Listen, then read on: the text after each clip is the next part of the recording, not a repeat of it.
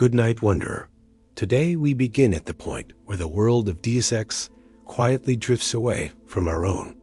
Not through a single cataclysm or sudden revelation, but through a gradual accumulation of fear, ambition, and compromise. Because the defining feature of the Deus Ex universe is not that history breaks, but that it bends slowly and almost imperceptibly until the familiar shape of modern civilization becomes something harder, colder, and more brittle. A world where institutions still exist in name, yet no longer serve the people they claim to represent. And where progress is measured not by human well-being, but by control, efficiency, and profit. And in this alternate late 20th century, the Cold War never truly ends so much as it dissolves into a permanent state of managed tension, with superpowers, corporations, and intelligence agencies learning that open conflict is inefficient compared to manipulation, destabilization, and proxy influence. Because war is no longer about territory alone, but about leverage, information, and narrative. And as globalization accelerates during the 1980s and 1990s, the promises of interconnected markets and shared prosperity begin to ring hollow for much of the population. As wealth concentrates upward and governments increasingly defer to private interests to solve public problems, a pattern that becomes normalized under the justification of economic necessity. While behind closed doors, regulatory capture turns into regulatory surrender. And this is the soil in which the Deus Ex world takes root. A society already primed to accept the idea that unseen forces shape reality more than elected leaders ever could. Because even before the rise of explicit conspiracies, the public senses that decisions are being made elsewhere, by people whose names never appear on ballots. And this erosion of trust is not an accident, but a consequence of repeated crises. Environmental degradation intensifies as industrial pollution goes largely unchecked. Climate instability disrupts agriculture and supply chains. And governments respond, not with long-term reform, but with emergency measures that quietly become permanent. Surveillance expands under the banner of security, and civil liberties are reframed as obstacles rather than safeguards. While economic shocks expose the fragility of systems that were claimed to be robust, reinforcing the belief among elites that populations must be managed rather than empowered. And in the Deus Ex timeline, the end of the Cold War does not bring a peace dividend, but instead frees intelligence agencies from clear ideological enemies, encouraging them to turn inward and outward simultaneously, searching for new justifications for their budgets and authority, which leads to an expansion of covert operations, black budgets, and interagency rivalries that blur the line between national defense and self-perpetuation. And as technology advances, the tools of control become more subtle and more pervasive. Computers shrink in size while growing in power. Early networks connect institutions long before they meaningfully connect people. And data becomes a commodity whose value is understood first by corporations and intelligence services rather than the public, allowing those who control information flows to shape markets, elections, and public opinion with increasing precision. And it is during this period that the concept of governance itself begins to change. Because authority no longer rests solely in laws or constitutions, but in access. Access to capital, access to data, access to infrastructure. And those who possess this access learn that they can influence outcomes without ever appearing to rule. Which is why the Deus Ex world does not begin with overt tyranny, but with plausible deniability. With power structures that are fragmented on the surface, yet unified in purpose beneath. And this fragmentation creates the illusion of chaos, even as control becomes more centralized than ever before. And culturally, this era is marked by cynicism. Popular media reflects growing suspicion toward governments and corporations. Conspiracy theories proliferate, not because people are irrational, but because lived experience increasingly contradicts official narratives. And when institutions respond by dismissing dissent rather than addressing underlying causes, they inadvertently confirm the very suspicions they hope to suppress, creating a feedback loop in which secrecy breeds paranoia, and paranoia justifies further secrecy. And within this environment, the seeds of future organizations are planted, not yet fully formed, but already conceptually present. Groups that believe humanity cannot be trusted with its own destiny, and that only enlightened custodians, armed with superior knowledge and technology, can prevent collapse. And these beliefs are reinforced by real disasters. Pandemics begin to emerge, some natural, some exacerbated by industrial practices and global mobility. Overwhelming public health systems that have been hollowed out by privatization and cost-cutting. And as governments struggle to respond effectively, they increasingly outsource responsibility to private contractors and pharmaceutical firms, further entangling public welfare with profit motives. While militaries adapt to a world where enemies are diffuse and borders are porous, leading to doctrines focused on rapid deployment, urban operations, and information dominance, because future conflicts are expected to be fought not just on battlefields, but within cities, networks, and minds, and all of this occurs against a backdrop of accelerating inequality. Megacities expand as rural areas decline, creating dense populations that are easier to monitor and control, but also more vulnerable to disruption. And as urban infrastructure strains under the weight of this growth, the promise of technological solutions becomes irresistible. Smart systems, automated logistics, predictive policing, all presented as neutral tools that will optimize society. Yet each of these systems embeds assumptions about whose safety matters and whose lives are expendable. And gradually, the idea that some people are simply more valuable than others becomes encoded into software, policy, and architecture. And by the time the Deus Ex world reaches the threshold of the 21st century, the stage is set for transformation, not through revolution, but through consolidation. As crises are used to justify extraordinary measures, emergency powers accumulate, and the public, exhausted and afraid, accepts trade-offs that would have seemed unthinkable a generation earlier, because survival has become more urgent than freedom, and comfort more desirable than autonomy. And this is the true beginning of the Deus Ex timeline, a world that still looks familiar, still speaks the language of democracy and progress, but has quietly redefined their meaning. A world where history has not ended, but has been redirected, guided by hands that believe they alone understand the cost of letting humanity choose for itself. As the Deus Ex timeline moves out of the late 20th century and into the early years of the 21st, the slow bending of history gives way to something more deliberate. The systems that had quietly accumulated influence during decades of crisis begin to recognize one another and align, and shadow governance emerges, not as a single hidden council ruling the world, but as a layered ecosystem of intelligence agencies, corporate boards, financial institutions, and ideological elites who share a core belief that transparency is dangerous and that stability must be engineered rather than trusted to human nature. Within this worldview, democracy is tolerated only as long as it produces predictable outcomes.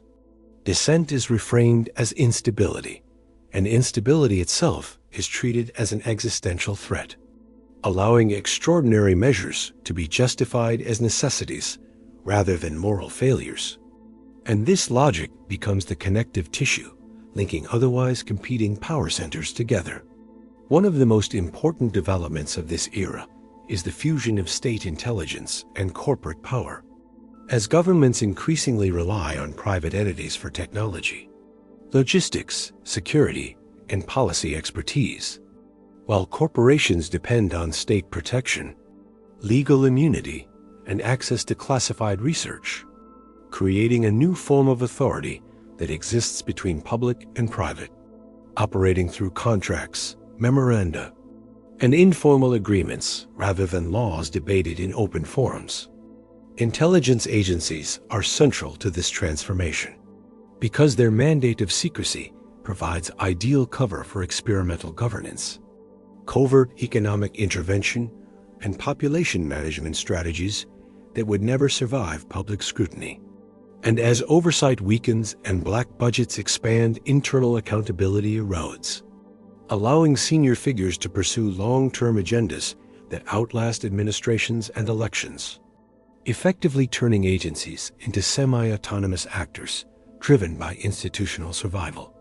Interagency collaboration slowly evolves into something more opaque as information sharing agreements blur jurisdictional boundaries and bypass formal chains of command, with decisions increasingly made through informal councils, task forces, and classified committees whose existence is officially denied even as their influence shapes global events. At the same time, financial instruments and market manipulation emerge as primary tools of governance, because controlling capital flows proves more effective than deploying armies. And by influencing currencies, debt structures, and access to credit, shadow actors can destabilize governments, reward obedience, or punish defiance without visible violence, framing coercion as market correction and reinforcing a global hierarchy beneath international law. Culturally, this period is defined by the normalization of conspiracy as lived experience rather than fringe paranoia. As people encounter wars without clear objectives, regulations that consistently favor the powerful, and scandals that surface only to disappear without consequence, while whistleblowers and leaks reveal fragments of truth that are dismissed, discredited, or buried beneath overwhelming information saturation that drains meaning from exposure itself. Within this environment, organizations begin to formalize philosophies that will later define the Deus Ex world. Most notably, the belief that humanity cannot be trusted with its own future and must be guided by enlightened custodians who understand systems too complex for ordinary people to grasp. A belief that presents itself as paternalistic rather than cruel, arguing that most people value safety and comfort over responsibility, and that freedom without guidance inevitably leads to chaos. An argument made persuasive by repeated crises and constant fear. Rather than seeking control through overt force, these power structures prioritize dependency, designing systems that people rely on for survival. Healthcare, communication, employment, and security, so that resistance becomes self-destructive and withdrawal carries unbearable costs. With infrastructure replacing ideology as the primary instrument of control, surveillance merging with corporate databases, law enforcement integrating predictive analytics, and personal data commodified and traded until individuals are reduced to profiles optimized for management. By the time these shadow structures fully solidify, the world of Deus Ex has entered a post-democratic phase without ever abandoning democratic language. Elections still occur. Laws are still passed. Courts still function. But real power resides elsewhere in boardrooms, secure facilities, and encrypted networks. And this transition does not feel like tyranny to those living through it, because comfort and convenience mask the loss of agency. Resistance appears irrational or dangerous, and governance becomes invisible, allowing the world to slide quietly into a future where control is total, not because it is enforced everywhere at once, but because it is embedded everywhere and accepted as the natural order of things. As the hidden systems of shadow governance mature, the world of Deus Ex enters an era where instability is no longer a background condition, but the defining feature of daily life. Because the accumulated consequences of environmental neglect, financial manipulation, and political opacity begin to surface all at once. The global economy, already fragile from decades of deregulation and speculative finance, becomes increasingly vulnerable to coordinated shocks. And when crises strike, they do not appear random to those behind the curtain, but to the public, they feel sudden, overwhelming, and inexplicable. Market crashes ripple across borders with unprecedented speed. Currencies lose value overnight, and entire national economies are reduced to bargaining chips in negotiations they do not control, while international institutions prove either unwilling or unable to intervene effectively, reinforcing the perception that no neutral authority remains. At the same time, environmental collapse accelerates, with pollution, climate instability, and resource depletion disrupting agriculture and supply chains, leading to food shortages, water insecurity, and mass migration, particularly toward already overcrowded urban centers. Governments respond with emergency powers, rationing systems, and militarized borders. Measures introduced as temporary, but rarely rolled back, because each new crisis is used to justify the permanence of the last. Pandemics emerge in this environment of ecological stress and global mobility, spreading rapidly through interconnected populations. Overwhelming healthcare systems that have been hollowed out by privatization and cost-cutting. And while pharmaceutical breakthroughs offer hope, access to treatment is uneven, reinforcing existing inequalities and making survival increasingly dependent on wealth, employment status, or corporate affiliation. These conditions fuel social unrest, protests, and sporadic uprisings. But such movements struggle to sustain momentum in a world where surveillance is ubiquitous and dissent is easily fragmented, infiltrated, or reframed as extremism, allowing authorities to justify harsher crackdowns without meaningful resistance. Warfare also evolves during this period, shifting away from large-scale conventional conflicts toward proxy wars, urban engagements, and deniable operations carried out by private military contractors, intelligence assets, and corporate security forces, blurring the distinction between soldier, mercenary, and police officer, and normalizing the presence of armed force in civilian spaces.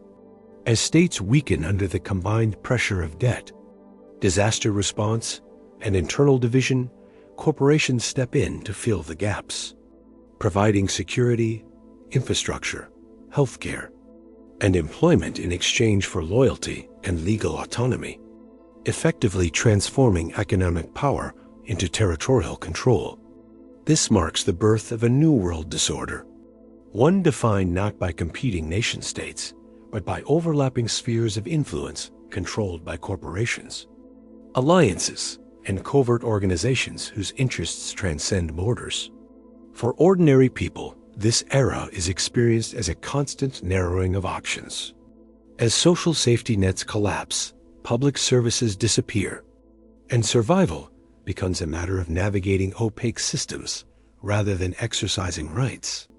While media coverage oscillates between sensationalism and distraction, rarely addressing root causes and often framing collapse as an unavoidable consequence of human nature rather than deliberate design. Over time, a sense of fatalism takes hold, the belief that the world is simply broken beyond repair, a belief that benefits those who profit from disorder, because resignation is more useful than hope.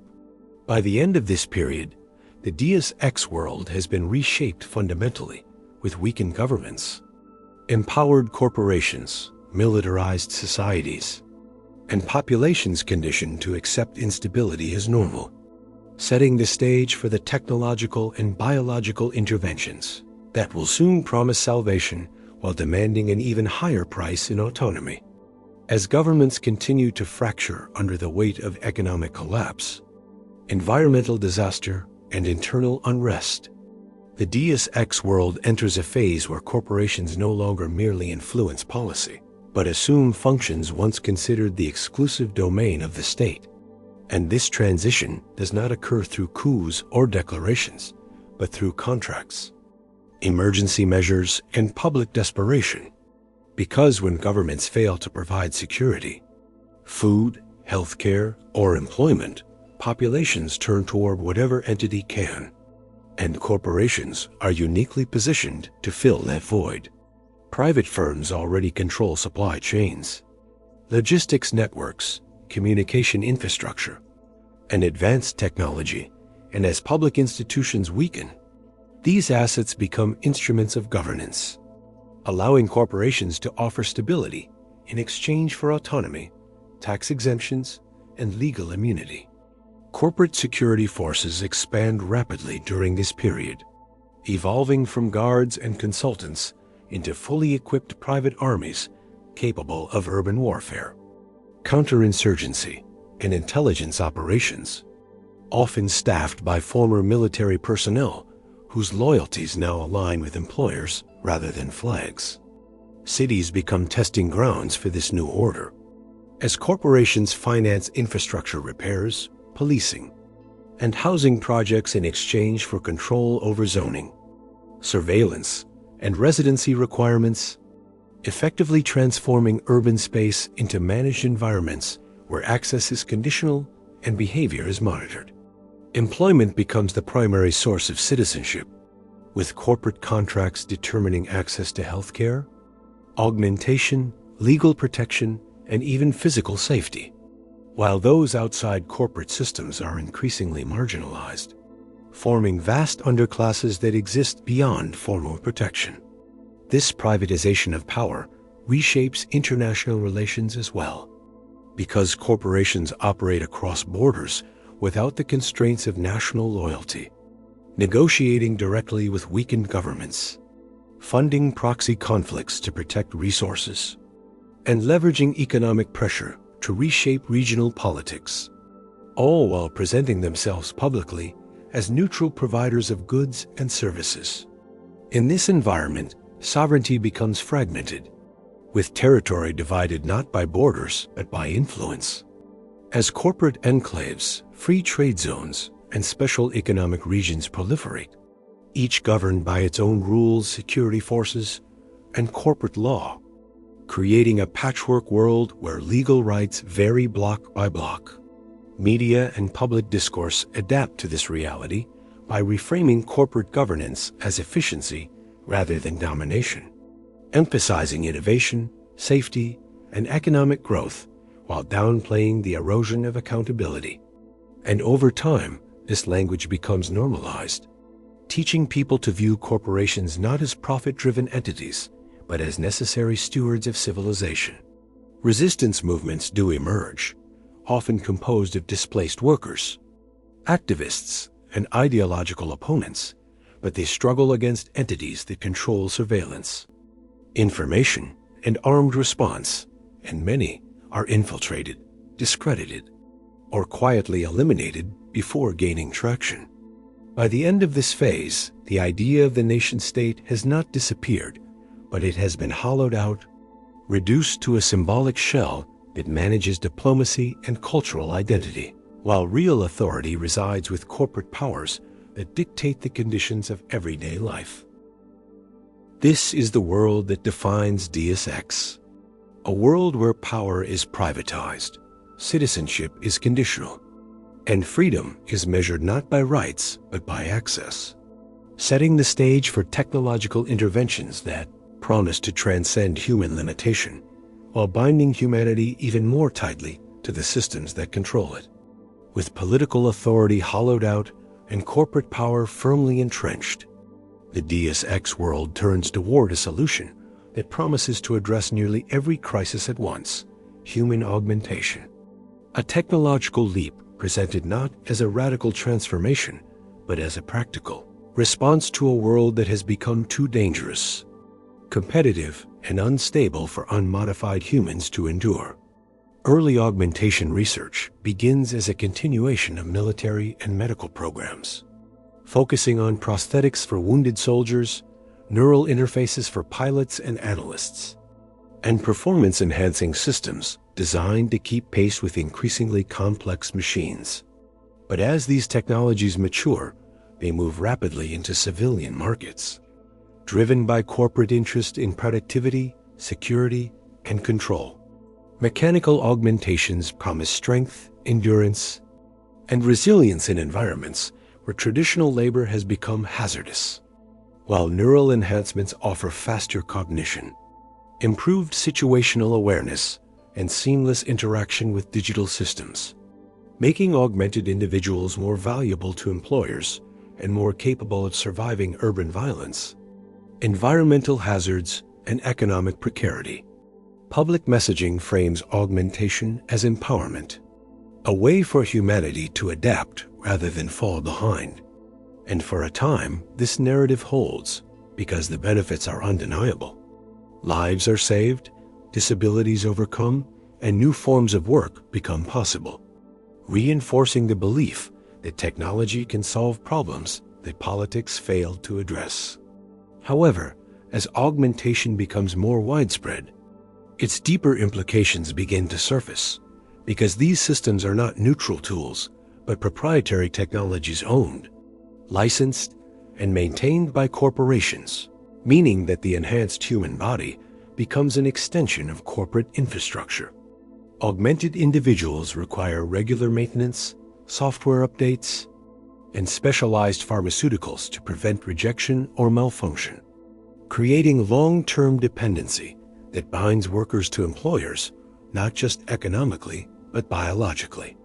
Access to augmentation is uneven from the beginning, restricted by cost, employment status, and social standing, leading to a stratified society where the augmented gain advantages in strength, intelligence, and employability, while the unaugmented are increasingly excluded from meaningful participation in the economy. This divide reshapes cultural perceptions of humanity itself, as augmentation blurs the line between human and machine, prompting philosophical and religious debates about identity, agency, and the soul. Debates that corporations largely ignore as long as productivity increases. Over time, augmentation ceases to be optional in many sectors, becoming an implicit requirement for certain jobs, security clearances, and social mobility, effectively transforming enhancement into obligation rather than choice. Surveillance capabilities are quietly integrated into augmentation systems under the justification of safety and diagnostics, allowing employers and authorities to monitor physical condition, location, and even emotional states, further eroding privacy and autonomy while presenting oversight as care. As generations grow up in a world where augmented individuals dominate positions of power and influence, the definition of what it means to be human begins to shift, with baseline humanity framed as inefficient, fragile, and obsolete, a narrative that legitimizes further intervention and control.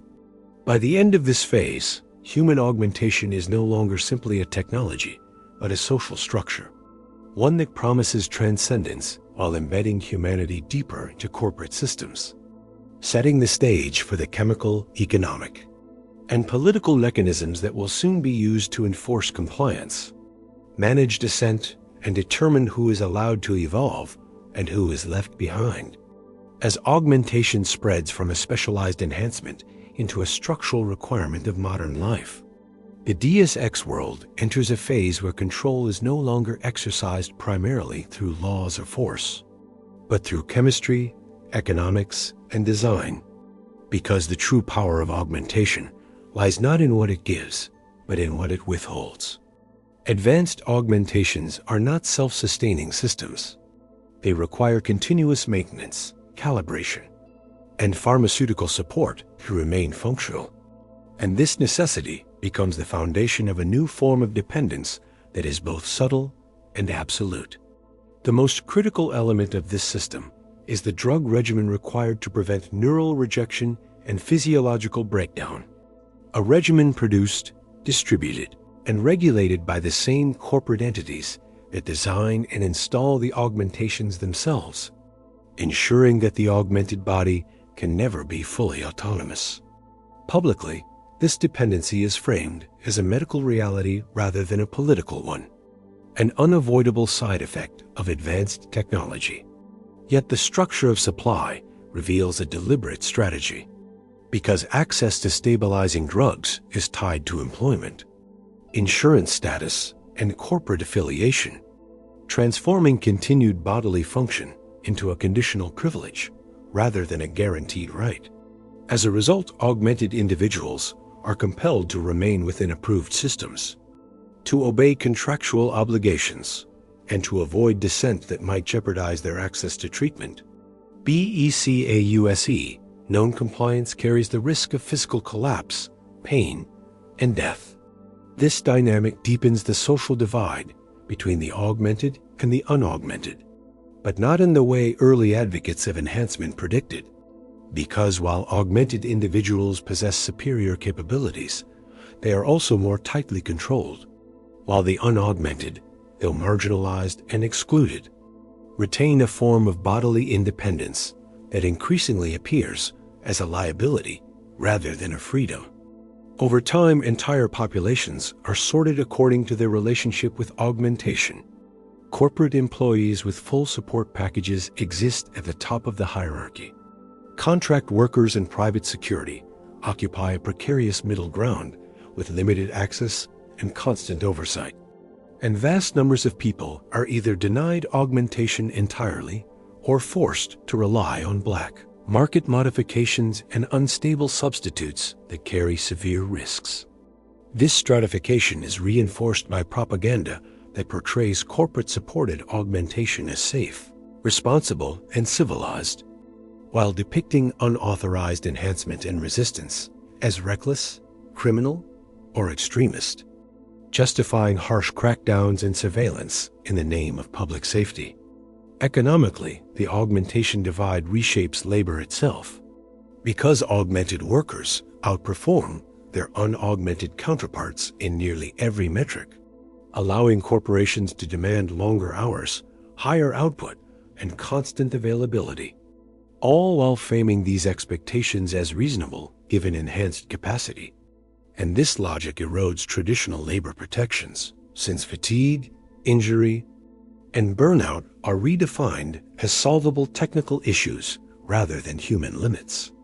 At the same time, the presence of augmentation enables unprecedented levels of monitoring.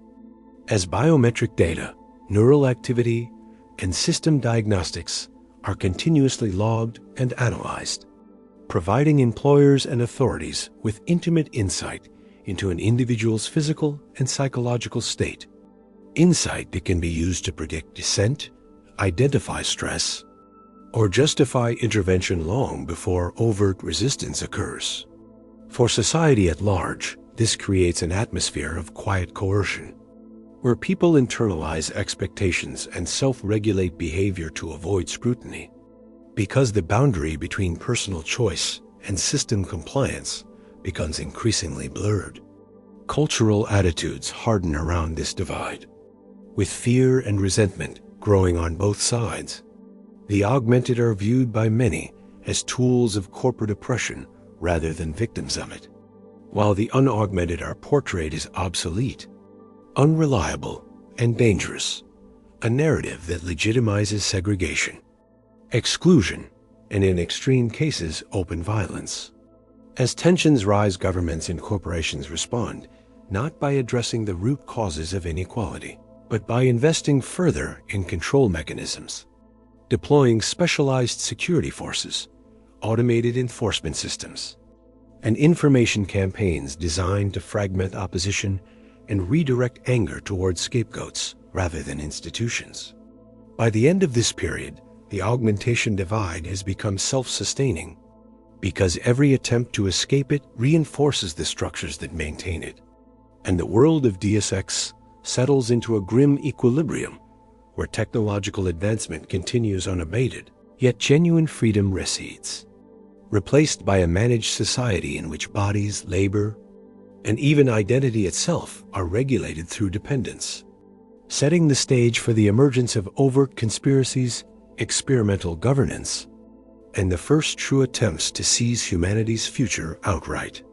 By the time the world reaches the year 2052, the long processes of collapse, consolidation, and control have crystallized into a reality that no longer hides its fractures. Because the systems that once operated invisibly now cast long shadows across everyday life, and the Deus Ex world becomes openly defined by scarcity, fear, and managed order.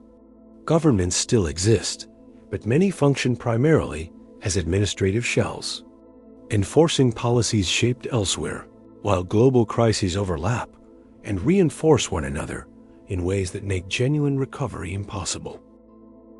A devastating pandemic grips the planet, not as a sudden catastrophe, but as a lingering, mutating threat that exposes the fragility of public health systems and the brutal logic of access.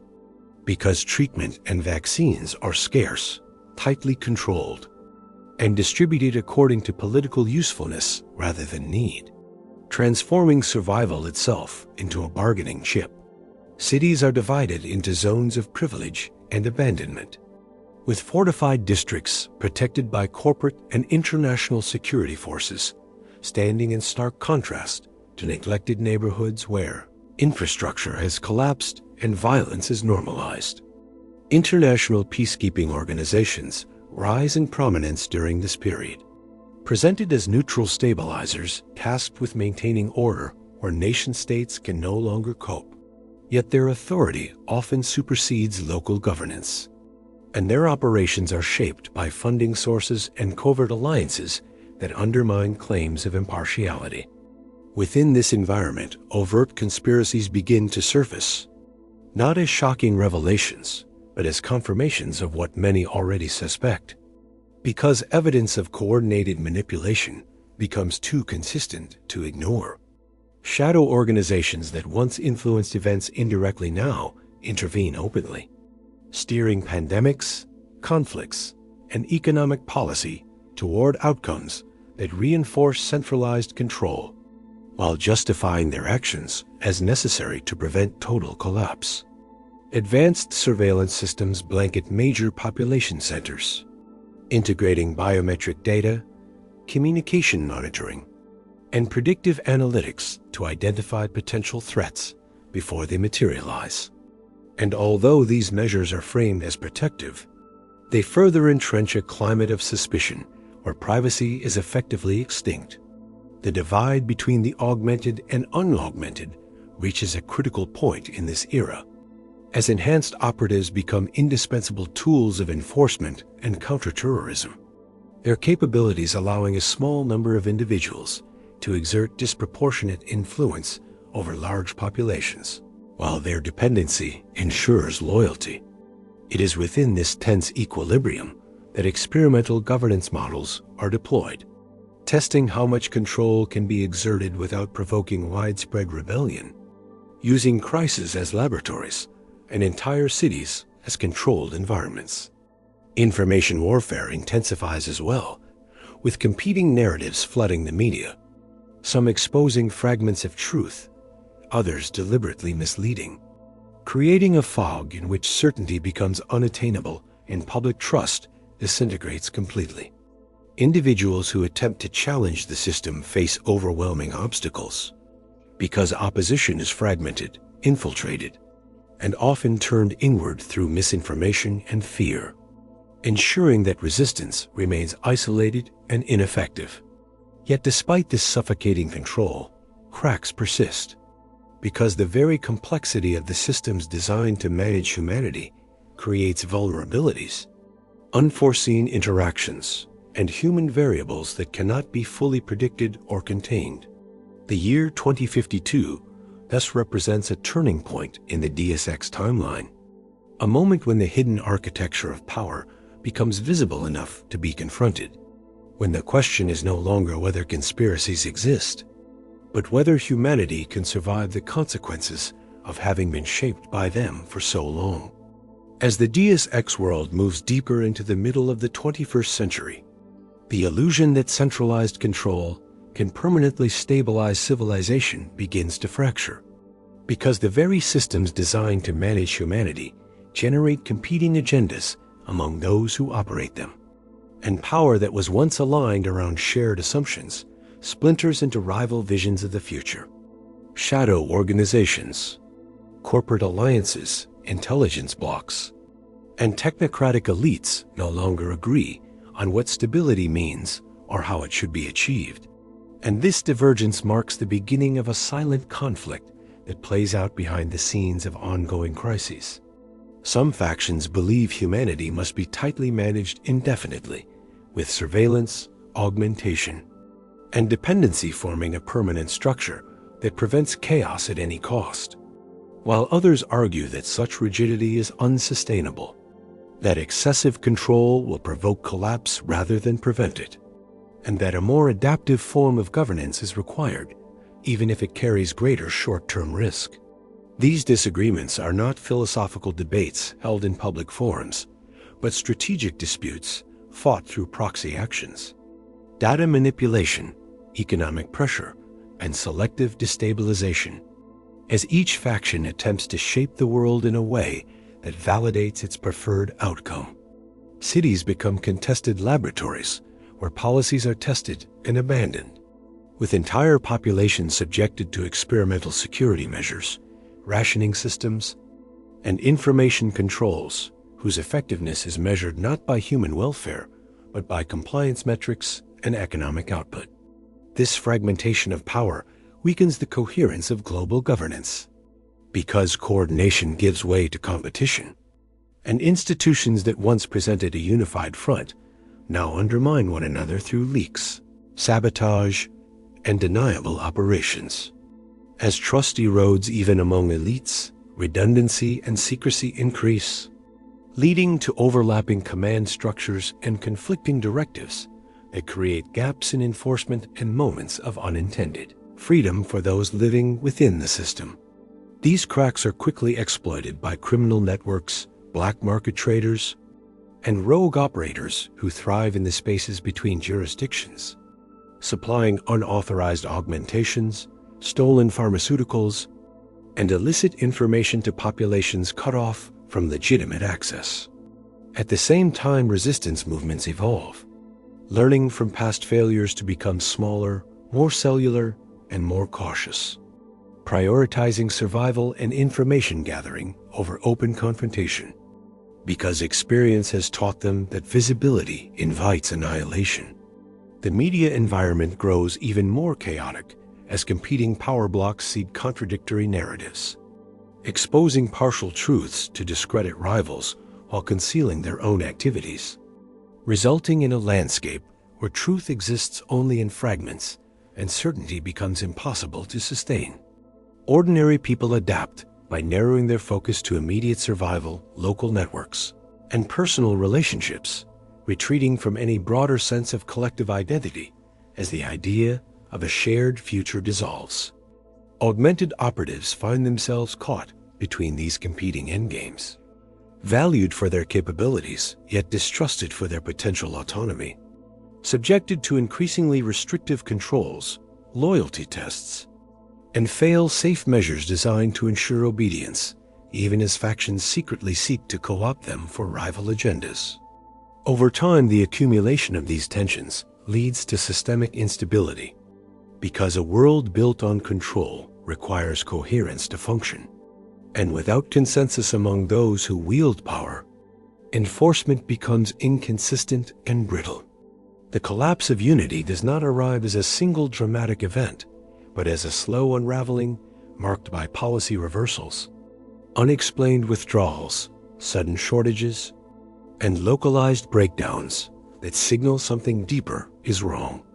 By the end of this phase, the Deus Ex world is no longer governed by a single hidden hand, but by many competing ones, each pulling in a different direction, creating a volatile equilibrium where catastrophe is always imminent and the future hinges on which vision of control, liberation, or transformation ultimately prevails. As fragmentation deepens and competing power blocks struggle to impose their preferred vision of stability, the Deus Ex world enters a phase defined by endgame technologies. Systems designed not merely to manage society, but to resolve the problem of human unpredictability itself. Because to those who wield power, the recurring lesson of the previous decades is that control fails not due to insufficient force or data, but because human choice remains chaotic, emotional, and resistant to optimization.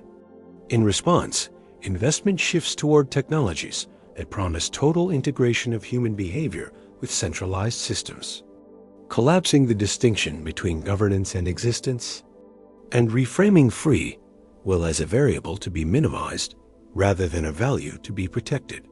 Advanced artificial intelligence platforms are developed to process planetary scale data, integrating economic models, epidemiological trends, security feeds, and psychological profiling into unified, predictive frameworks that claim to foresee crises before they occur and prescribe interventions with mathematical certainty.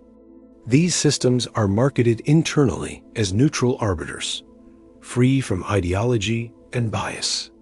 Yet they are trained on data shaped by existing power structures, meaning their conclusions inevitably reinforce the priorities of those who control their inputs and parameters.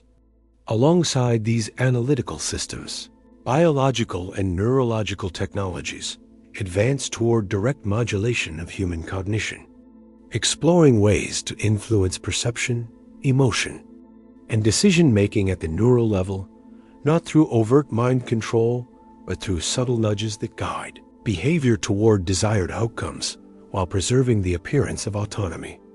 Augmentation platforms evolve accordingly, incorporating deeper neural integration that allows external systems to interface with sensory input and motor response, creating feedback loops where compliance feels natural and resistance feels irrational or distressing. The rhetoric surrounding these developments emphasizes choice and empowerment, presenting individuals with carefully curated options rather than mandates. Yet the structure of these choices is designed so that deviation carries escalating costs.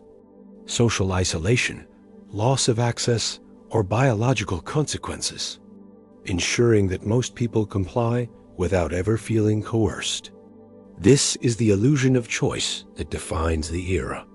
A world where freedom exists only within boundaries that cannot be crossed without severe penalty, and where participation in society requires acceptance of systems that quietly shape thought and behavior.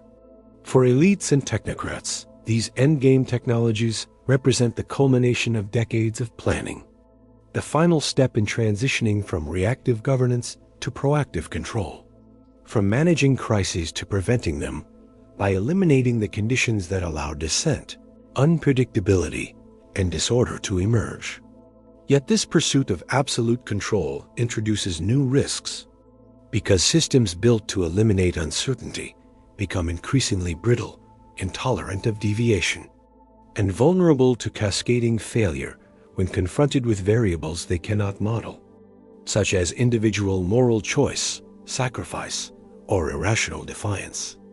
Moreover, the concentration of power required to operate these technologies intensifies existing rivalries, as factions recognize that whoever controls the final architecture of governance will determine the future of humanity itself, not just politically, but evolutionarily.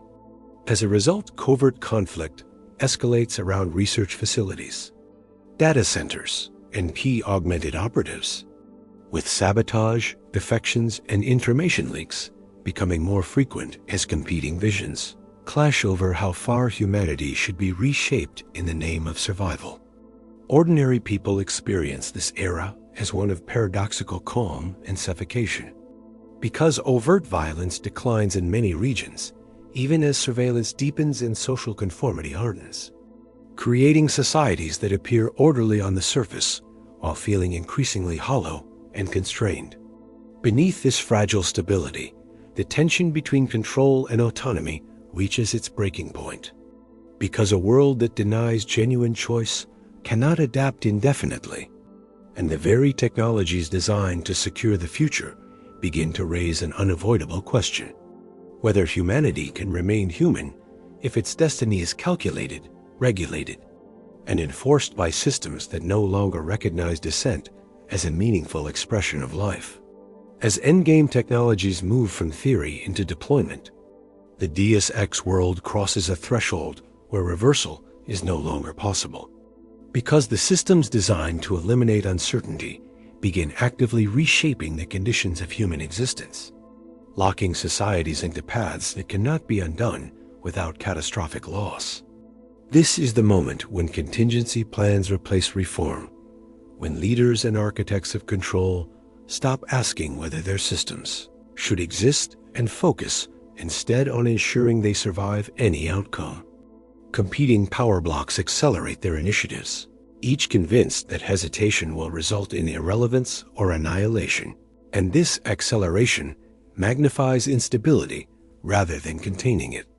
Governance becomes increasingly automated, with decision-making delegated to predictive systems that optimize for predefined outcomes such as compliance, productivity, and reduced volatility, often at the expense of human welfare that cannot be easily quantified. Emergency protocols harden into permanent doctrine, suspending legal protections and ethical review under the logic that the future itself is at stake. Augmented operatives and enforcement units are placed under stricter command architectures, equipped with fail-safes and overrides that ensure obedience even in extreme scenarios, reflecting a loss of trust not only in the population but within the ruling structures themselves.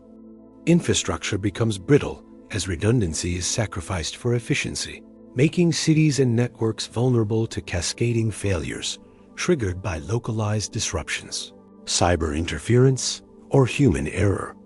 These failures reveal the limits of centralized control because systems optimized for stability struggle to adapt when confronted with simultaneous crises that exceed modeled parameters. Social cohesion continues to erode as populations sense that decisions affecting their lives are being made by entities that no longer recognize them as moral subjects, fostering quiet despair rather than open rebellion. Since resistance appears futile against systems that operate beyond visibility and accountability, blackouts, shortages, and unexplained policy reversals become more common, signaling that coordination among elites is breaking down under pressure. At the same time, information leaks and defections increase, not driven by idealism alone, but by fear that the systems being built will ultimately erase even the autonomy of those who created them. This period is defined by a narrowing of futures, as choices collapse into mutually exclusive end states, each carrying irreversible consequences for humanity. Attempts to pause or dismantle these systems fail, either blocked by entrenched interests or rendered impossible by dependency, because too many lives now rely on infrastructures that cannot be shut down without mass casualties. The world approaches a point of no return, where the question is no longer how to save civilization, but which version of civilization will emerge from the collapse of the old order. In this tense equilibrium, the stage is set for decisive interventions, singular actors, and moments of choice that will determine whether control is absolute, fragmented, or transformed entirely, marking the transition from systemic inevitability to irreversible consequence. When the Deus Ex world finally reaches the stage where systems can no longer absorb their own contradictions, the future ceases to be a linear continuation of the past and instead fractures into competing outcomes, each shaped by the same decades of collapse, control, and technological escalation, yet diverging based on how power ultimately resolves its internal conflicts. What defines this era is not a clean ending or universal conclusion, but the persistence of consequence, because every attempt to impose order leaves a lasting imprint on humanity's trajectory. In some regions, centralized control hardens into a permanent structure, with artificial intelligence-driven governance and tightly regulated augmentation forming a stable but deeply constrained society, one where violence is minimized and material needs are met, yet individuality, dissent, and cultural diversity slowly erode under uniform optimization. In other areas, authority fragments further, producing a patchwork world of autonomous zones, corporate enclaves, and unregulated territories where freedom exists alongside constant risk and where survival depends on adaptability rather than compliance. These divergent paths coexist uneasily, connected by trade, information networks, and shared technological infrastructure, yet separated by ideology and lived experience, making the idea of a single global order obsolete. For augmented individuals, the legacy of this transition is particularly complex, because they embody both the promise and the cost of technological transcendence, possessing capabilities that allow them to shape events while remaining bound to systems that regulate their bodies and minds.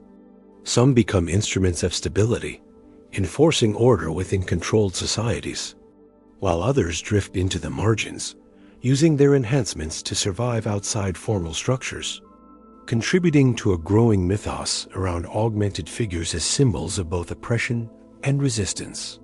Humanity as a whole enters an era defined by ambiguity, where progress continues but its direction is contested, and where the tools designed to save civilization remain capable of destroying it if misused or overextended.